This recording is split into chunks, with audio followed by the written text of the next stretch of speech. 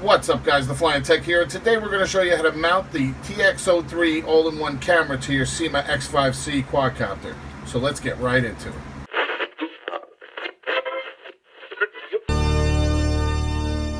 You use these two holes right here as a guide to find out where the center of the front of the quadcopter is. You want to start by taking a brand new razor blade and cutting into the front of the quadcopter itself, like so.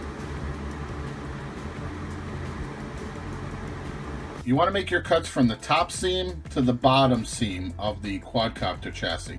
Once you're done cutting from the top to bottom, you're going to cut across from one cut to the other and then pop that section out.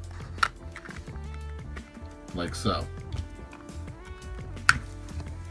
And it should look a little something like this. Now size up the TX03 and get an idea of how you want to mount it. You might have to do some extra trimming and adjustments. Alright, you want to make sure that you mount the camera so that the helical antenna is above the camera body, so that there's no interference from the quadcopter itself.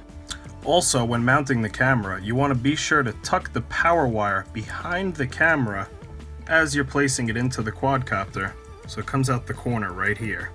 You also want to make sure that the switch is on the outside of the body for easy access.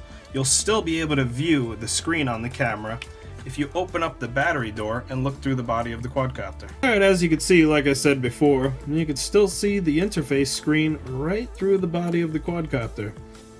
Alright, you also want to make sure before you do any gluing, you want to plug in your goggles or your screen first. Make sure that you have the camera pointed the way that you want. Make sure that it's in between the two rotors evenly and you have the right pitch. So before you do any gluing, make sure you plug in your goggles first and check out that view.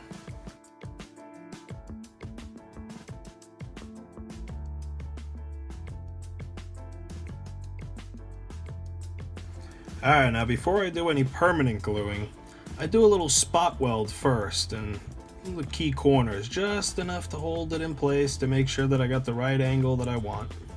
Alright, and now I'm going to glue it all permanently in place.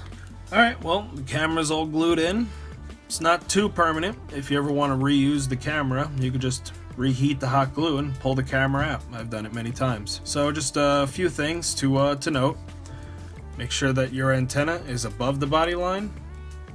Power cord is coming out the body back for easy plug-in. Make sure you put a little bit of glue on the cord so that if it gets tugged on, it's tugged on the glue, not on the board itself. What we did was cut a small hole the size of the camera in the front of the body. We went down to the seam line and just glued it in place. So just make sure you turn on your goggles, get the view that you want, do a little spot welds, a little adjustment. It's okay if it's a little messy, you know, get a little glue all around the sides, make sure it's nice and snug.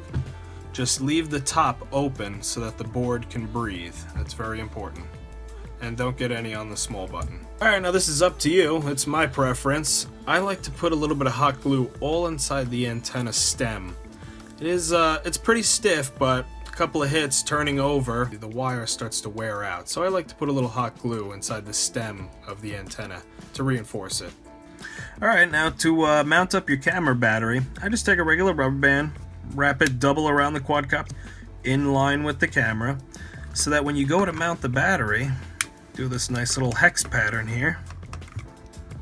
There's a nice little lock on the battery, 4-way hold, and when you mount it, now the battery is streamlined with the quadcopter. Alright guys, as you know, the next thing to do is take it in the field to test it out, so I'll meet you there.